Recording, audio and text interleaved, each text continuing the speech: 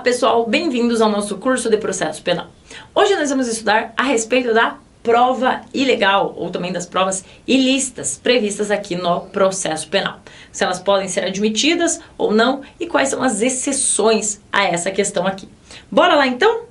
Primeira coisa, antes da gente ver a questão das provas ilícitas e as suas diferenciações aqui no processo penal, a gente precisa traçar umas noções gerais. O tema provas ilícitas, provas ilegais, está previsto tanto na Constituição Federal quanto no Código de Processo Penal. Lá na Constituição Federal, no artigo 5º, inciso 56, diz o seguinte, que são inadmissíveis no processo as provas obtidas por meios ilícitos. E o artigo 157, caput do nosso Código de Processo Penal, diz que são inadmissíveis, devendo ser desentranhadas do processo, as provas ilícitas, assim entendidas as obtidas em violação a normas constitucionais ou legais. Então vamos estudar o que são essas provas ilícitas, ilegítimas, ilegais, que a gente vê um monte de termos e às vezes acaba se confundindo. Primeira coisa, a diferenciação entre provas ilícitas e ilegítimas. A prova ela será a primeira coisa considerada ilegal quando ela violar normas legais ou princípios gerais do ordenamento, sejam eles de ordem processual ou sejam eles de ordem material. Então a prova ilegal é o gênero do qual são espécies as provas ilícitas e as provas ilegítimas. Então a prova ilegal está aqui e aí abre aqui as suas espécies, a prova ilícita e a prova ilegítima. Então prova ilegal é aquela que viola normas de direito material, normas de direito processual, viola qualquer tipo de norma. Houve violação a um tipo processual, a uma norma processual, houve violação a uma norma material, eu digo que a prova ela é ilegal. E aí disso surgem as provas ilícitas e as ilegítimas. Vamos começar pelas ilícitas. A prova ela é dita ilícita quando eu violo normas de direito material. Por exemplo, violação de comunicações telefônicas ou violação de domicílio. Nas palavras do professor Norberto Avena, as provas ilícitas são aquelas que vão violar normas de direito material com reflexo constitucional. Então, quando eu violar uma norma de direito material, não processual, eu falo que essa prova é ilícita. É a violação de domicílio, a violação da interceptação telefônica, são os exemplos que mais aparecem aqui na prova ilícita. Então, a prova é ilícita quando ela viola normas de direito material. Por sua vez, a prova ilegítima é aquela obtida mediante violação de normas de direito processual. Essas aqui violam, então, não o direito material, mas o direito processual aqui. São normas de direito que estão previstas já na legislação processual. É o modo de produzir essa prova aqui, ou o momento de produção da prova, em que há uma violação de normas de direito processual. Aí eu digo que essa prova aqui, ela é ilegítima. Por exemplo, a apresentação de documentos lá no plenário do Tribunal do Júri, sem que eles tenham sido juntados com antecedência mínima de 3 dias ao processo. Eu chego lá no Tribunal do Júri e apresento um documento. Esse documento ele vai ser considerado prova ilegítima, porque ele violou uma norma de direito processual, que diz o quê? Que eu só posso apresentar esse documento se eu tiver juntado ele com antecedência mínima de 3 dias. Até para propiciar para outra parte, o contraditório e tudo mais. Então, quando houver violação a normas de direito processual, eu falo que que a prova é ilegítima. Normas de direito material, eu falo que a prova é ilícita. Ok? Uma outra diferença entre esses dois tipos de prova, a ilícita e a ilegítima, segundo o professor Renato Brasileiro, é o momento de produção de cada uma delas. Segundo o professor Renato, ele vai dizer que a prova é ilícita, ela pressupõe uma violação no momento de colheita dessa prova, que é anterior ou concomitante ao processo, mas sempre externa a esse processo. Então, a violação aqui de uma prova, para ela ser dita ilícita, ela ocorre no momento de colheita da prova.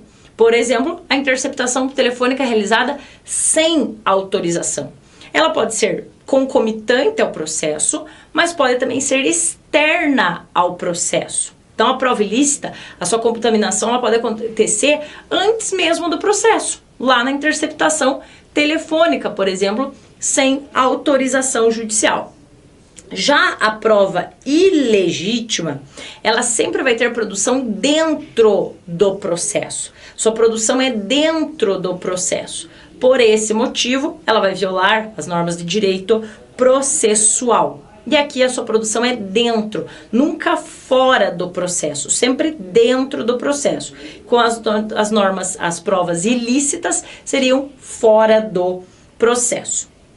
E aí ele diz, a consequência da produção de provas ilícitas é a exclusão dos autos. Eu vou ter que desentranhar essas provas ilícitas aqui do processo, conforme determina o artigo 157, parágrafo 3º, lá do nosso Código de Processo Penal. O artigo 157, parágrafo 3º diz, preclusa a decisão de desentranhamento da prova declarada inadmissível, essa será inutilizada por decisão judicial facultada às partes a acompanhar o incidente.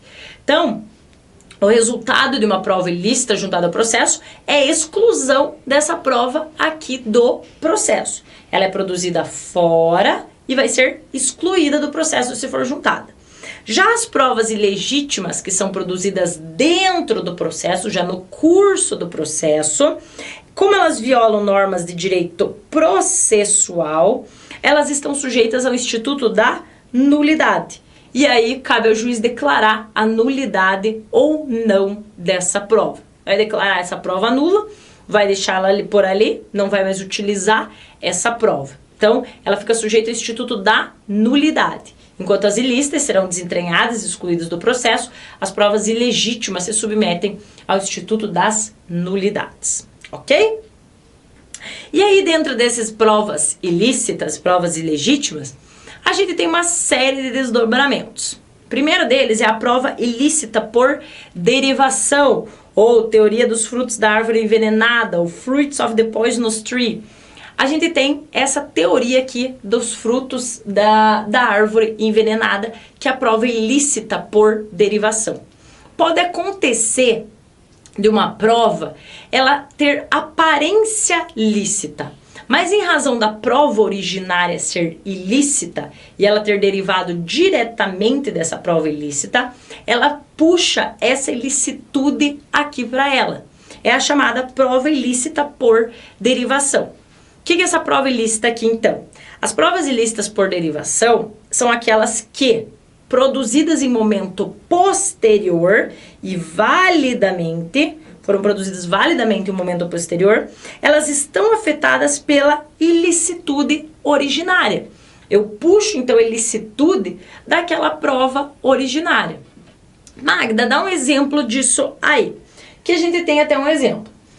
Uma testemunha, ela vem ser a descoberta, a gente descobre uma testemunha através de uma interceptação telefônica. Essa testemunha vem lá, presta seu depoimento, toda linda, maravilhosa, prestou seu depoimento, ótimo, depoimento válido, testemunha, tranquilo. Essa prova, ela tem aparência de ilícita. Testemunha, chamei ela para depor, ela depois prestou seu depoimento, tranquilo. Ocorre que eu descubro que essa testemunha, ela foi descoberta através de uma interceptação telefônica realizada de maneira irregular, por exemplo, sem autorização judicial. Vejam que a interceptação telefônica é uma prova ilícita, porque violou normas de direito material e constitucional. Sendo ela ilícita e a testemunha tendo sido descoberta em razão dessa prova ilícita, a ilicitude vai acompanhar essa testemunha aqui. E o depoimento da testemunha, então, será considerado uma prova ilícita por derivação. Em primeiro momento, ela parece ser ilícita, ela foi produzida de forma válida, porém, em razão da ilicitude originária, essa segunda prova pega a ilicitude da prova anterior. Ok? Então, a prova ilícita por derivação é aquela que eu tenho uma prova produzida em momento posterior, validamente, só que como a fonte dela é ilícita, ela também acaba se tornando ilícita. E aí vem o artigo 157, parágrafo 1º do CPP e diz o que pra gente? Que são também inadmissíveis, olha lá, as provas derivadas das ilícitas, salvo quando não evidenciado o nexo de causalidade entre umas e outras, ou quando as derivadas puderem ser obtidas por uma fonte independente das primeiras. Então, eu também vou ter que determinar o desentranhamento dessa prova derivada aqui, dessa prova derivada da ilícita, ok? Ainda, a gente também tem em temas de prova a teoria da fonte independente. O que é a teoria da fonte independente em relação da prova? A teoria da fonte independente diz que se o órgão responsável pela acusação demonstrar que obteve a outra prova de uma forma autônoma, totalmente independente, que não guarda relação com a prova inicialmente ilícita, essa prova ela poderá ser aceita no processo. É uma prova que, apesar de estar ligada à fonte originária, que é ilícita, o MP, por exemplo, ele pode demonstrar que ele obteve aquela prova de uma maneira totalmente independente. Se isso aqui não tivesse existido, se a fonte originária da ilicitude não tivesse existido, ele teria conseguido aquela prova da mesma maneira. Aí, o que o órgão acusador vai precisar demonstrar aqui? Que eu fujo daquela linha de raciocínio, da linha da ilicitude. Eu fujo daquela linha da ilicitude da prova ilícita. Então, eu tenho aqui a fonte originária e depois uma outra prova, que está ligada a essa fonte originária. Porém, o órgão acusador vai demonstrar que essa prova aqui, ele conseguiu de uma fonte totalmente independente e não dessa fonte originária. Magda, dá um exemplo disso para entender. Vamos lá. A mesma testemunha do caso anterior. Lembra que a testemunha ela foi descoberta em razão de uma interceptação telefônica ilícita? Lembro, Magda. Então, se ela for prestar depoimento, se eu chamar ela para prestar um depoimento, ela é ilícita por derivação, certo? Certo. Mas vamos dizer que uma outra testemunha foi lá prestar seu depoimento e mencionou essa outra testemunha. A testemunha A foi a que saiu da interceptação telefônica. Vamos fazer aqui um celularzinho.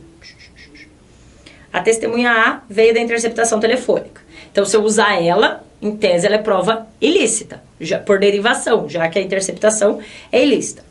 Porém, vem aqui a testemunha B e presta seu depoimento e fala da testemunha A. Falou, olha, mas fulano também sabe dessas coisas aqui.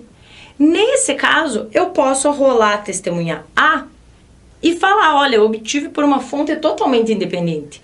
Eu não utilizei a testemunha A porque eu peguei lá da interceptação telefônica. Não, eu peguei a testemunha A porque a testemunha B mencionou essa testemunha. Então aqui é uma fonte totalmente independente. Não guarda relação nenhuma com a interceptação telefônica, ok? E o que diz o código em relação a isso? O artigo 157, parágrafo 1º também fala lá, salvo quando não evidenciado o nexo de causalidade entre umas e outras, ou quando as derivadas puderem ser obtidas por uma fonte independente da primeira. Então, se eu conseguir essa prova de uma fonte, não da fonte ilícita, de uma fonte ilícita, ela pode ser admitida no processo. Ainda que ela tenha uma relação com a fonte ilícita, se ela foi obtida de maneira fora dessa ilicitude aqui, ela poderá ser admitida, ok? Ainda sobre provas, a gente tem também a teoria da descoberta inevitável. O que é a teoria da descoberta inevitável? A teoria da descoberta inevitável diz que caso se demonstre que a prova derivada da ilícita, ela se produziria de qualquer modo, ia acabar produzindo essa prova de qualquer jeito, independente daquela prova ilícita ou não, essa prova ela vai ser considerada válida. Como assim, Magda? Dá um exemplo, vamos ao exemplo. Por exemplo, se eu me valer de tortura, para torturar o acusado, para que ele confesse onde está o corpo da vítima. Ok? Torturei o sujeito, ele fala onde está o corpo da vítima. Veja, tortura é vedada. Então, por si só, essa prova, essa confissão, ela é ilícita. Ele falou onde está o corpo da vítima. Eu não posso admitir esse meio de prova, porque ele foi obtido através de tortura. Mas ok. Peguei, o sujeito falou, vamos lá uma equipe de busca achar o corpo da vítima. Chega lá no local de busca, você já vê que tá uma galera lá, tá uma caramada de gente lá procurando o corpo da vítima. Esse corpo ia ser encontrado ou não? Tá cheio de gente, tá cheio. O local é desse tamanhinho aqui, o corpo da vítima tá aqui. E aqui tá cheio de gente. Gente por tudo aqui, ó. E aqui tá chegando os outros pessoal que torturaram. Estão chegando. Vamos achar o corpo. Esse corpo aqui ia ser achado ou não? Ia. Porque olha o tanto de gente que já tem ali. Então, é a teoria da descoberta inevitável. Essa descoberta, ela ia acontecer, independentemente ou não da tortura. Ah, o sujeito falou onde está o corpo. Tudo bem, só que eu ia achar o corpo de qualquer maneira. Então, nesse caso aqui, se eu conseguir demonstrar que o corpo seria achado de qualquer maneira, independentemente da confissão, da tortura do acusado ou não, se eu demonstrar que esse corpo ele seria encontrado, essa prova ela vai ser considerada válida para o processo. E é o que diz o artigo 157, parágrafo 2º, que diz que considera ser fonte independente aquela que por si só, seguindo os trâmites típicos e de praxe, próprios da investigação de instrução criminal, seria capaz de conduzir ao fato objeto da prova. Ok? Então, é eu demonstrar que aquela prova ela seria encontrada de qualquer maneira, independentemente da ilicitude originária. E ela poderá ser admitida no processo. Ok? Temos ainda uma outra teoria, que é a teoria da limitação da mancha purgada, ou tinta diluída, ou limitação da contaminação expurgada, ou limitação da conexão atenuada. Socorro, cansei só de ler. É muita coisa, né? A limitação da mancha purgada. O que diz essa teoria aqui da limitação da mancha purgada ou da tinta diluída? Essa teoria diz o seguinte pra gente, que um vício de licitude originária, ele pode ser eliminado se depois de um certo tempo acontecer um novo ato independente daquele praticado anteriormente. Por exemplo, o acusado eu torturei o acusado para confessar o delito. Ele vai lá e confessa. Essa prova ela não pode ser aceita, porque ela é ilícita no processo. Porém, chega lá um tempo depois, o acusado de livre e espontânea vontade vai para o seu interrogatório. E lá no seu interrogatório, ele é certificado de todos os seus direitos, inclusive de permanecer calado, mas ele fala, não, mas eu quero confessar. Quero confessar que a prática desse delito fui eu, aponta todas as provas possíveis, e ele confessa esse delito aqui. O que diz essa teoria, então? Essa teoria diz que apesar da primeira confissão ser ilícita, e ela dever ser excluída dos autos, houve um novo fato aqui que diluiu, que expurgou aquele vício originário. Já que o sujeito, depois de livre e espontânea vontade, veio ao processo e confessou a prática do delito. Independente daquela tortura inicialmente praticada, ele veio aqui e confessou a prática do delito, ciente de todos os seus direitos. Então, depois da produção da prova ilícita, ocorre um novo fato que é independente da prova ilícita. Não tá nem aí, ele é totalmente independente da prova ilícita, ele não guarda relação nenhuma, ele não tem um nexo de causalidade com essa prova originária ilícita. E aí, modifica, você expurga aquela ilicitude em razão desse novo fato que surge aqui, ok? Cuidado só, gente, para não confundir essa teoria com a teoria da fonte independente. Segundo o professor Renato Brasileiro, ele fala assim, que na teoria da limitação da mancha purgada, o lapso temporal que ocorre entre a prova primária e a secundária e as circunstâncias que vêm aqui, a menor relevância da legalidade e tudo mais, atenuam a ilicitude originária. Então, houve um lapso temporal aqui e uma não guarda relação com a outra. A razão desse transcurso do lapso temporal, você elimina aquela ilicitude, você nem pensa mais naquela ilicitude. Você fala, gente, aquela ilicitude pra quê? O sujeito veio aqui e confessou de qualquer maneira. Então, você elimina aquela, você expurga aquela ilicitude originária. Já para o professor Norberto Avena, ele diz que a contaminação expurgada existe nexo de causalidade entre a situação da ilegalidade e a prova que você quer utilizar. Mas esse nexo aqui, ele é abrandado ou atenuado pela interferência de um acontecimento posterior. Por isso que eu falei para vocês que elas não guardam um nexo entre uma e outra, porque esse nexo de causalidade, ele é atenuado. Que independente daquela tortura para a obtenção da prova, o sujeito veio aqui e confessou. Ele veio e confessou de livre e espontânea vontade a prática desse delito. Ok? Então, isso é o que eu tinha para falar para vocês sobre prova ilegal. Espero que tenham gostado e bons estudos.